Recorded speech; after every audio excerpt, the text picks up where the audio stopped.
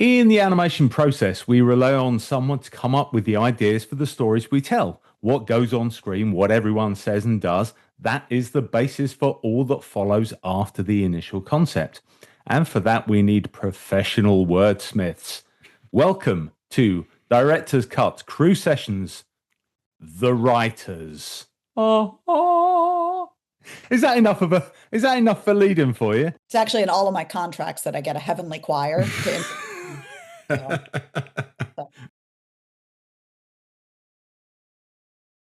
Hello, my name is Dave Osborne and I am a director, and I've been directing for 30 plus years, and I have worked as a director on shows like Super Team 4 for Netflix, Lego's Nexo Nights, and a lot of Mr. Bean's The Animated Television Series. And I am Stuart Evans. I am also a director of animated content for nearly 30 years. I'm the young one here. And my biggest show has been Bob the Builder, 104 episodes and a feature. I've also worked on many 2D and CG projects over the years, and always looking for the next wonderful story to work on. Yeah, and so for this particular session, we are going to speak to two animation writers, two very experienced animation writers, and we're going to find out a little bit more about them and what they do within the process. Let's introduce Elise Allen and Robin Crowther-Smith. Welcome. Hi. They don't speak. Just write it down, Robin. Unfortunately, nobody's written anything for them, so they have nothing to say. So there you go. That's already proved how important they are in the process. You know, unless you have something written down, it's all mute. Here you go. Nothing happens. We ought to start with some questions, and we ought to find out a little bit more about both of you now. So please tell us how you got into the animation industry and some of your career highlights, please. Sure. Okay. Let's see how I got into the animation industry. I started out in live action TV. I came out to LA right after college, didn't know anybody, got a job, literally sent my resume to every single television show and film in production, wound up getting called in for a PA job on a show called Saved by the Bell, The College Years. And Saved by the Bell was this whole industry. I mean, there were a million little shows. And since I don't want to spend the entire time telling my whole life story, I will just let you know that people from there wound up getting me into my first writing gig. I at first thought I wanted to act. I am a terrible actor. There is an episode of a show called California Dreams where I have one line, and no human being has spoken the way that I spoke in it. Like, it's terrible. But I started writing there. I saw all the scripts come across my desk and thought, oh my gosh, I could do this and this would be fun. I had been writing forever, never thought it could be a career. Wrote. That led into an assistant job on a live action primetime show, which led to a writing job on a live action primetime show. And then, very entertaining story, but long, how I sort of talked my way out of that business. But I had always loved kids' TV. And I had met with the people at Jim Henson Productions because I was obsessed with the Muppets. So when I left primetime live action, wound up talking to them, working on live action puppet shows that led to animated shows. So since then, I've still done some live action. A book of mine was turned into a live action show on Disney Plus, Gabby Duran and the Unsittables. But a lot of what I've done has been animation for pretty much all the different kids networks. I did Dinosaur Train for PBS and Sid the Science Kid, Lion Guard for Disney, Princess Power on Netflix. And most recently, and this is where I will stop babbling so Robin can get a word in edgewise. Most recently, I have my very first animated feature, like in movie theaters feature, that's called The Pout Pout Fish, that comes out, I know in the US, it's out right now. In Australia. In the US, it comes out March 20th. So that's me. So I did a screenwriting degree in my infinite wisdom at Bournemouth University. And I guess I never set out to work in animation. I generally, I wanted to tell stories in whatever form, obviously for the screen. But it was after I graduated that I got a job with Aardman Animations in Bristol. and did the sort of, the usual path of being a runner, then a production assistant, and then started, banging on the door of the people in development and being very nosy and sort of, basically just trying to get in every meeting I could, whether welcome or not. I'd be found under tables and things, but no, not really. But no, it was a great sort of introduction, because the first job I had was working on Pirates and Adventure with Scientists, which was a huge feature film, big budget, Sony Pictures behind it, and it was a great way to meet all different departments in a big budget feature film, and got to work very closely straight away with directors like Peter Lord, and met Nick Park and people like that. So it was a great introduction straight away, and it kind of cemented my love for animation. I loved animation previously, but it made me think about a career in animation. And then my first break writing was with Aardman, writing on Shaun the Sheep on series 4 and 5, which was an amazing experience. And then fast forward, having worked on lots of different animated projects since then, I was at Moonbug Entertainment, where I met Stu, and worked on various productions there. And that is where I currently am, having just left Moonbug and now working on an animation I can't talk about, and actually a kid's book at the moment, which is quite interesting. Excellent. Thank you. Well, that's really great. It's really interesting what you've been up to, both of you. Do you see any differences between writing for animation and writing in other areas? Now, you've both suggested that you have a live action side to your history, so it'd be quite interesting to see what the comparisons are as well with all of that. Yeah, I mean, as far as the basic storytelling, no. It's why I get so upset when people pigeonhole animation writers saying you're only an animation writer, because the reality is, if you're a writer, you're a writer. You're telling a story. You can tell that story in animation. You can tell that story in live action. You can tell that story in a book. There's no reason not to jump around back and forth and just use whatever medium best fits the story. But when you are writing animation, yeah, there's stuff you have to keep in mind that you don't in live action. If it's 3D, you need to know how many assets you have and what the rigging can do. And there's just some basics that way. And in 2D animation, you need to know what you're budgeted for, how many characters you can have. There's parameters of what you can do in animation that you just need to keep in mind when you're writing. Yeah, absolutely. I mean, that's something I learned sort of latterly, working more in digital animation for sure.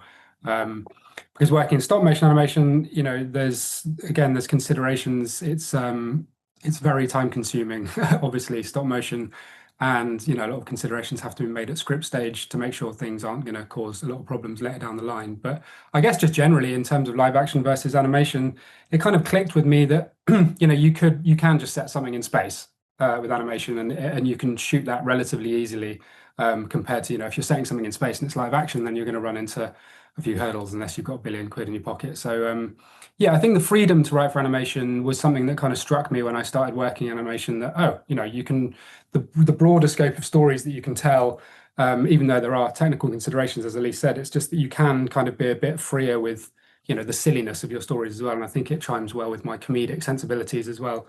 The huge comedy beats that you can create with animation is pretty fun. So yeah, I've really enjoyed that. It is good to hear the pair of you talk about the some of the restrictions, the freedoms, but also the restrictions that are placed on you as writers, because I've certainly encountered many writers over the years who have just gone way over the top, and they look at and we say, sorry, there is a budget for this. I know it's animation, but there is a budget. We can't have 1,000 individually dressed wildebeest coming over the hill, all with different accents and hats on. And we just can't do that. Yeah, but it's integral to the story. It's not anymore. It's not. You can get away with, we'll have 2.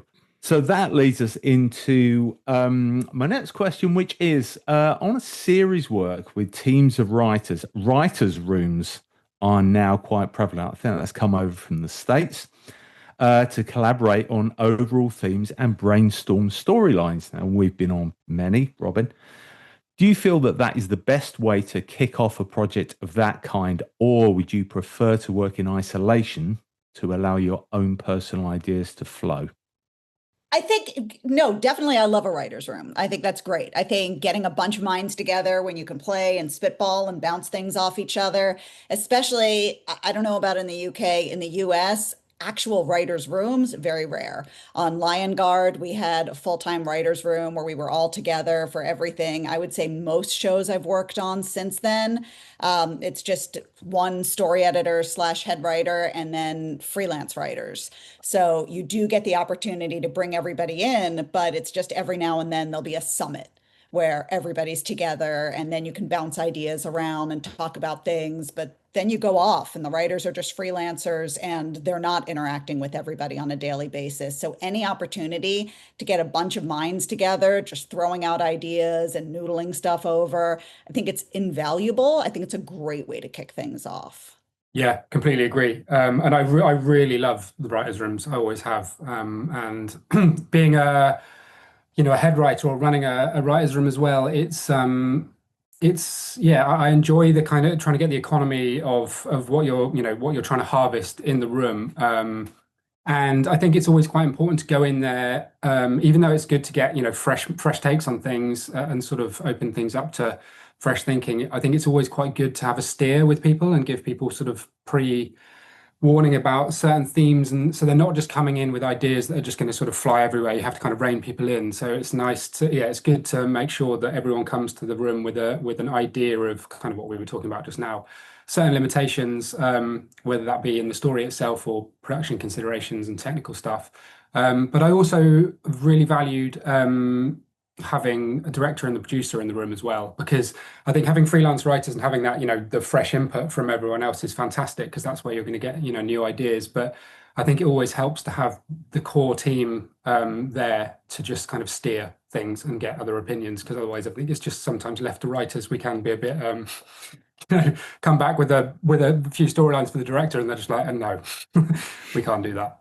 So it's always helpful to have a director and a producer in the room, I think. Because it makes perfect sense, because we are the ones. I mean, the producer is going to say, budget, no, that's not going to happen, and the director say, how do you propose actually doing that? Because I'm trying to imagine it, and you have to explain exactly what you mean. We don't wait for the finished word on the page. You say, okay, basically explain yourself. You go through the process, you work the whole thing out. And some of the writers' rooms that we have, Robin, someone would come up with a phrase. Occasionally it was an absolute genius phrase and everyone could go, we can all see how that's going to work. But occasionally I say, I've got a pig with some buckets, and you go, right, and then what happens? So onus is on them to explain themselves to make sure that it actually works for the show. And I remember you being very,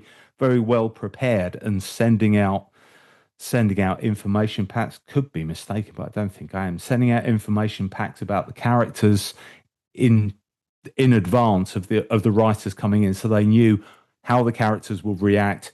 You come up with some storylines that you bring into the writers' room, and you come in forewarned and forearmed, really. Sometimes they did, sometimes they did not. But yeah, as lead writers, the pair of you are, you're setting those restrictions, but without really confining imagination.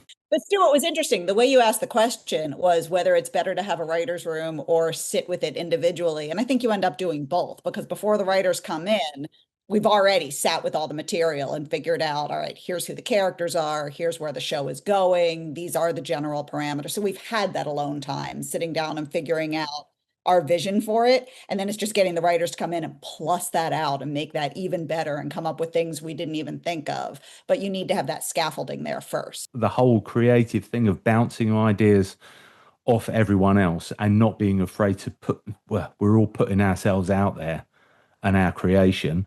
It's just, I hope someone likes it. And that's, yeah. So it's, I really enjoy writers' room. I'm glad you do too. That's good. Yeah, I think you do have to be quite decisive in the moment, especially with things that have been done before. But I think I've been in writers' rooms that are quite, I mean, you've sort of been supplanted into someone else's production and you feel a bit like an imposter. You feel like you've just been kind of a gun for hire. And there can be certain, dynamics and egos, obviously right across the business. But sometimes in those situations, it can be quite hard to not feel like you're, the cuckoo in the nest who's come in to kind of change things a little bit. So I think it's always important to remember in the writer's room, just be, everyone should just be open and honest, because whatever happens in there, someone's going to have to make a decision about it after the writer's room. So there doesn't need to be, you know, people having their say or being sort of overbearing within the room, because that just destroys the creative process of, that day. You've wasted a day if everyone starts to feel self-conscious about what they're saying. So let it happen, let it breathe within, a well-managed environment, and then whatever happens afterwards, people can run with. But I have been in writers' rooms where people are quite sort of defensive, and it just sort of spoils the vibe of the day, and it's it can be quite awkward too. Well, David Osborne, that was an excellent question suggestion. So I'll write them out, and then Dave will say, maybe you could ask this. So it was an absolute doozy. Thank you for adding the writers' room one. Do you have a preferred subject matter or genre? And what is your favorite age demographic to write for? I mean, for me, that's kind of an impossible question. I don't have a favorite subject matter. Like for me, it's I want to create really interesting characters in a really interesting world. And similarly, that doesn't translate to any specific age. I feel like I have been lucky enough to be able to do that for literally all ages, from preschool through adult. And I have favorite stories that I've been able to tell. But as far as, is it because of the age or the genre? No, it's what's entertaining me. I mean, for me, I would say as overall, I want really interesting, unique characters. I can't tell a story that's like, I wouldn't be able to do a CSI because there's no humor to that. For me, there has to be comedy involved, but it's comedy that springs from character. So it all comes back to really interesting, three-dimensional, unique characters. And I don't care what age that's for. I don't care what the venue is, whether that's live action or animation. These really unique characters. What's the story I want to tell about them? What's the comedy that springs from these characters? And I would say, yeah, I would find it impossible to sort of pin down, specific sort of themes or age groups or demos. I mean, I think it's important to sort of try your hand at all, because, or, if you have the opportunity to, it's interesting to see how you, for instance, if you're writing for, say, preschool and there's an overarching theme or there's a message or an element of learning that needs to be incorporated, then that kind of changes how you obviously construct narratives, because you have to lace it with the information that you're supposed to be, providing for children to learn. But my first writing gig on Shaun the Sheep, it was sort of quite explicit in the room that this is for 3 to 103, and that was also a really lovely thing about non-dialogue, is that you're telling a story through images and expressions, and those are universal. Children, from a very young age can learn how to read expressions and stuff, and comedy is universal. Everyone enjoys a laugh. Everyone enjoys someone falling over. So I suppose, yeah, comedy would probably be something that I enjoy writing the most in some respects, especially for animation and children. And, it helps working with directors like Stu specifically, who is a brilliant mind to bounce stuff off, and the physical humor of things. It's really enjoyable when you have a relationship with a director where you can really, squeeze the most of the comedy out of something. So I think, yeah, in terms of my career to date, having worked in animation, I think things that make people laugh is probably my favorite. Yeah, I know it was a bit of a loaded question, because if you're a good writer, like being a good animator or a director or editor, it's whatever, as you said, Elise, it's whatever tells a good story. It shouldn't be that restrictive. So it was a little bit of a trap question, but you avoided that. You stepped over that nicely. Does that help our overall grade as you're scoring us?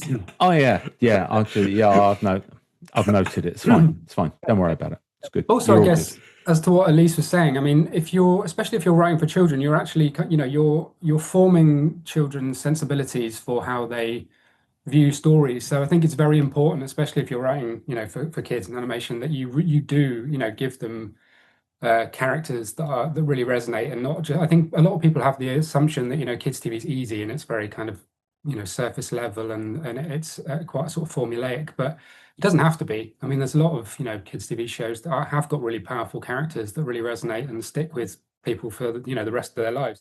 I mean, I've always had a theory. I think kids animation TV, what we will make basically, I think is probably the most difficult medium of all, because you've got an audience who are changing literally every 6 months. If you're writing for, say, 20 plus or whatever, 25-year-old's going to be the same as a 30-year-old, maybe mentally and cognitively, but a 6-year-old's not the same as a 7-year-old, almost cognitively. And then on top of that, you have an animation process, which is perhaps even at the most simplest term, really complex in terms of its technical processes in order to achieve the final result. You are literally making everything frame by frame. So I think all of that combination, it's a really difficult medium. And sometimes I do feel it doesn't really get the acknowledgement that it should do for what it does do, and there are some brilliant programs out there, some brilliant stories, the ones that you've mentioned there, Shaun the Sheep. I think it's fantastic. I think it's a class act. And it doesn't necessarily get the wider acknowledgement, that I think it should. Well, I guess it was almost to your point there, Dave, that the animated feature Oscar wasn't actually introduced until, was it 2001? Because a lot of people felt, when I worked at Aardman, the Chicken Run was, such a big film in terms of how it impacted it had a huge box office release, and it was sort of on everyone's, radar. And it's kind of like, well, these films are beautiful craft with very, brilliant stories, and why aren't they, well, not deserving, but why isn't there, a recognition of these films in the same light as live action? It just doesn't really make sense. So it's good that things are, getting more recognition. But like you said, I think, sometimes it is overlooked. Here's quite a contentious one. Are you able to completely let go of a script once it moves on in the process? Or are there situations, lines, or gags, if a comedy, that you will really fight for? This is a whole writer-director punchy dynamic. This is your opportunity to say how you really feel about all of this. We know how we all feel about this. Do you just turn off your audio and then I'll just have the conversation later? For me, it depends. It kind of depends on my role in the process. Like if I am a head writer and my job is just to focus on the scripts and it is out of my hands after that, I don't necessarily have visibility to what's going on after that. There are some situations where I'm on a show, once the writing is done, I don't see it again until it's on the screen. So whatever anybody else does with it, it's not my job, and I'm not gonna hold on to it. By the time I see it, I've already done several other projects, and my head's in a million other places. And maybe I'm missing that gag, but I'm not stressed out about it. If I'm in a position like the last show I did for Netflix when I was on Princess Power, I was showrunner, so I had visibility to everything from the writing through the animatic and the animation. I got to see it at every step. And it was very collaborative with the director. So it was there wasn't anything. The same way with writing. If I get a note back, I will push back sometimes if I feel really strongly, but I generally, if I'm getting a note on something, there's a reason it's not working for the executive. Whether or not I agree with exactly what they're saying, there's something that's bumping them. So let's figure out what that is and make it better. Similarly, if a director wants to get rid of a gag or change a gag or do something different, there's a reason. So if it's something I'm really attached to, let's talk about it, figure out why it's not working for her, and come up with a new situation, come up with a change. I've also been in a position where you hand over the scripts and that's your job done. But I've worked as a creative exec as well in the UK. It's more of an American term, but I think the value, I think, only really is attributed to a creative exec when you are working in a process that is so fast that sometimes it just helps to have, and especially if you've written and story edited the scripts and you've been there since the beginning, you're not just kind of overseeing and having your say. I think it is good to maintain your role in the process, but essentially, the director should have the final say. But if you're working at such a pace like I have done on projects with Stu before, it's such a whirlwind that sometimes it just helps to have a pair, have each other's backs in terms of a pair of eyes, just an extra pair of eyes, just to catch things, because there've been glaring stuff that I've missed before in things that I've done, real kind of like how did I miss that? And I think it's just important sometimes when you work so fast to have, yeah, an extra pair of eyes on things. Personally, I think you can't say you have to be in from the beginning in order to ask a question because, like Robin was saying, things will get by. Like the writers, we can all sit and feel like, oh, this is great. This is actually, we know this works, but there's a hole in it that we've missed. So to have Stu come in and say, okay, yeah, but what about this issue? That's important. And then I can turn around. He wasn't there from the beginning, but because of that, he was able to see this problem that we missed. Thank you. Yes, now we can change it and solve that problem. Yeah, I get a absolutely. nice bit of credit there. Thank you, Elise. I don't remember ever doing that, but thanks. That's the perception. Yeah, I just sail in, say something, they just walk away. Can you fix that? Just to say that also on the flip side of that, there are sometimes in experience throughout my career where you have higher ups or people who will just have a say. Sometimes you feel like just for the sake of having a say, that kind of drops a grenade into the process that's totally unnecessary. I think people, it really helps when you work with execs and people who do have a story head and know when to just, let things keep momentum and not just say stuff for the sake of it, because that is so frustrating. I mean, I think that's a very nice phrase, having a story head. I think it's having people that are good with story, wherever in the process that they work, whether it's, executive roles or creative art direction roles, whatever it is. I think having a story head, having the ability to transfer whatever it is that your part of the process that you represent is into that story, I think is very important. Do you prefer the freedom of developing a show from the initial concept, or enjoy having to write to a set brief, knowing all the limitations? Of course, yes, there is such a joy in just coming up with something that I'm delighted to come up with off the top of my head. That's wonderful and fantastic, and I love doing that. I think if somebody presents me with something where we have this it becomes almost a business thing in that sense. Like, of course, creatively coming up with my own thing, wonderful, that's the favorite. But I think if somebody is coming to me saying, we want to make this show, we want to know if you are the person to help us make it, from a business standpoint, that's great. This is a show that we know is going to get made. If I'm coming up with something off the top of my head, I might love it. Then there's the whole process of pitching it and getting it out there. And will it go anywhere, or will it just be one of the many, many, many, many shows that I've developed that are sitting on my computer and nobody's ever going to see them? If somebody comes to me with something they know they're going to move forward, they've bought the rights to the book, and they're trying to adapt it, and they know this is going to get out there, that's a really exciting assignment. And that's taking something where it could go in a million different directions, and what's the best way to bring this to life on TV. It's just a totally different challenge. So I enjoy them both. I think as far as the nuts and bolts of getting paid for what we do, more often we're presented with a brief and how can we turn this into something really special for the screen. Agree. Again, I think it's a case of, in a perfect world, there would be, if someone said, here's X amount of money, go and create something yourself, then amazing.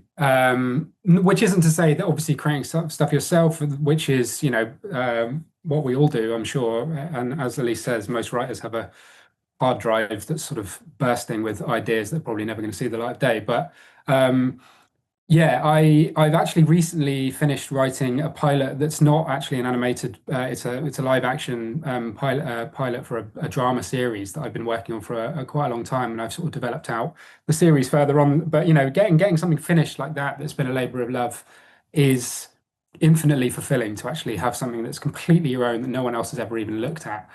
Do you enjoy writing purely for pleasure in your own time? And do you have side projects and things that you would love to bring to life? Yes, and yes.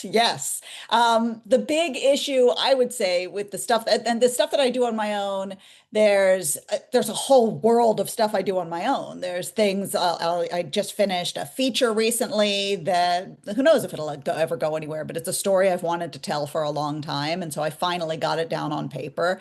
There's other storytelling that I do in totally different venues. I have this custom murder mystery party business that's super crazy cool, where it's basically like a theatrical event. People sign up and I do it with a partner and we write characters for everybody and map out the evening. So that's a different form of writing that I love and just stretches the muscles in a different way. What it comes down to for me sometimes is with the side projects, finding the time. There's only so many hours in a day. There's the stuff you have to do to pay the bills. There's the writing that seems more likely to go somewhere to pay the bills. Like, yes, I'm doing this on my own, but there's some producers who might be interested. This seems like it's likely to go somewhere, so I have to focus on that. And then there's the bucket that's the writing that's really pie in the sky, where nobody's ever told me they're interested in this, but it's a story I want to tell, and I'm really excited to get it down on paper, and I want to. Those will stay on the list for a longer time before getting finished. So, Robin, the fact that you just completed one of those, that's got to feel so incredibly good. Yeah, no, it's an amazing feeling when you finally, open the door and usher it outside. Off you go. Please come back with some money or some interest.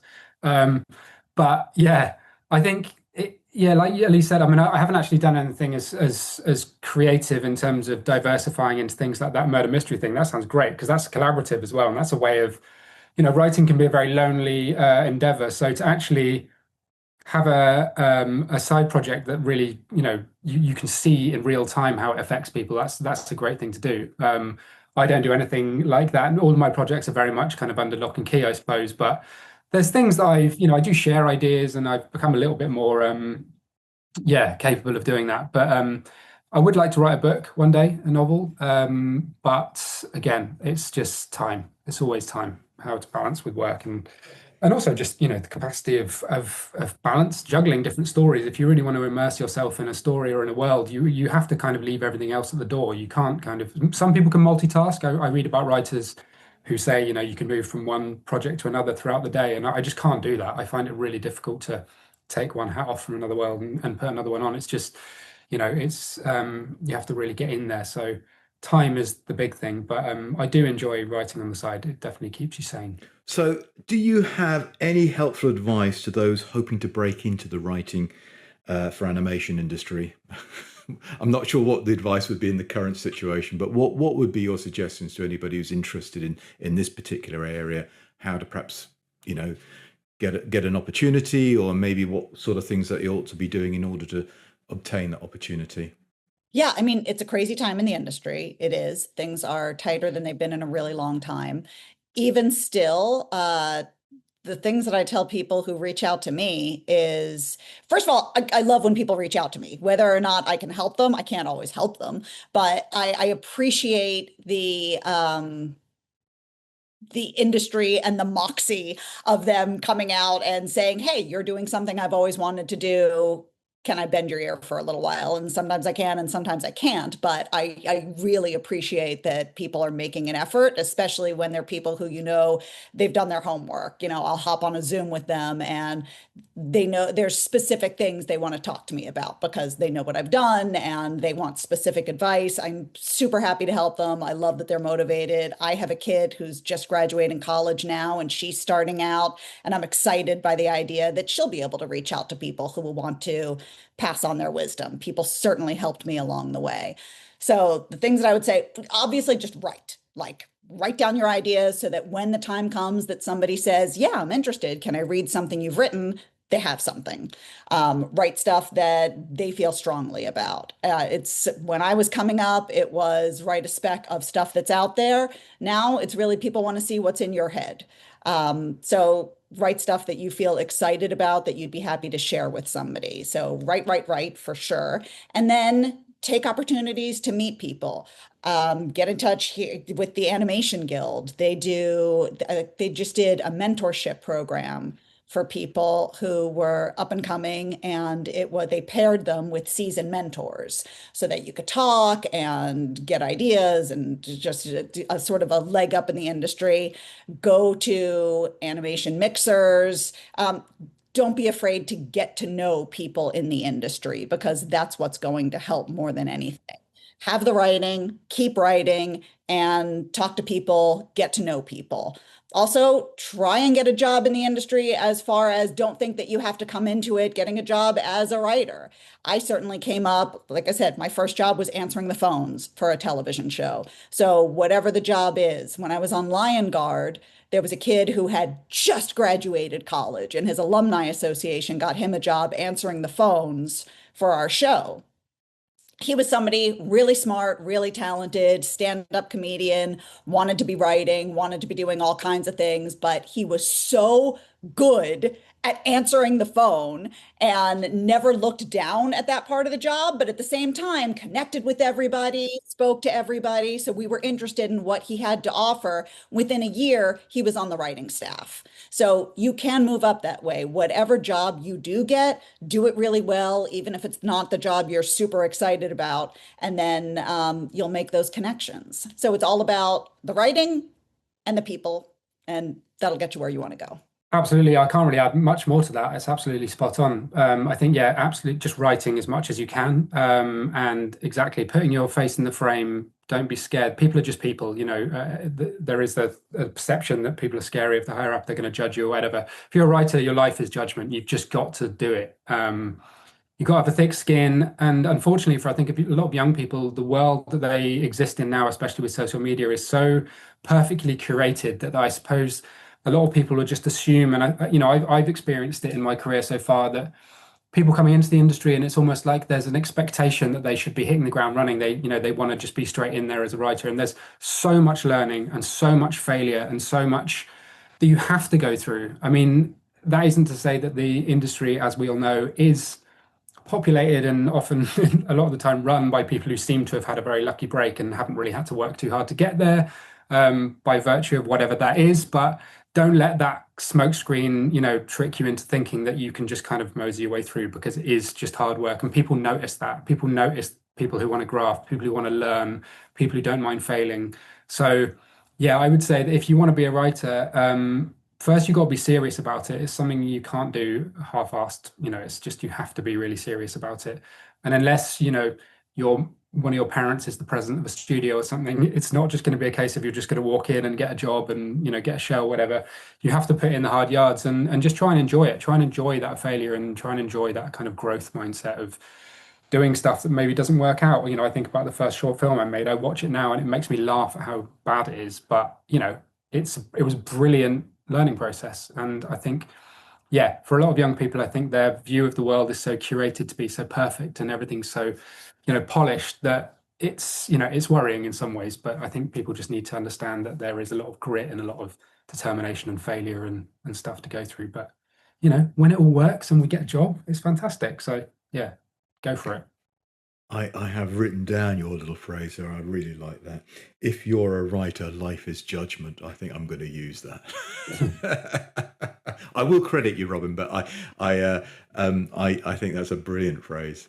And also being a writer and a screenwriter and working animation, you are the first part of the process. It's not like if you write a novel or you paint a picture, the thing's done, it's out there and people can judge you. But if you're going to be writing for animation, you're the first part of the process. So judgment and scrutiny is something you face whether you like it or not. Wonderful insights, and echoing a lot of our thoughts, especially Robin with the you don't want to feel like an old hand, but please don't expect to just walk into these positions. There is so much hard work that gets us to these positions.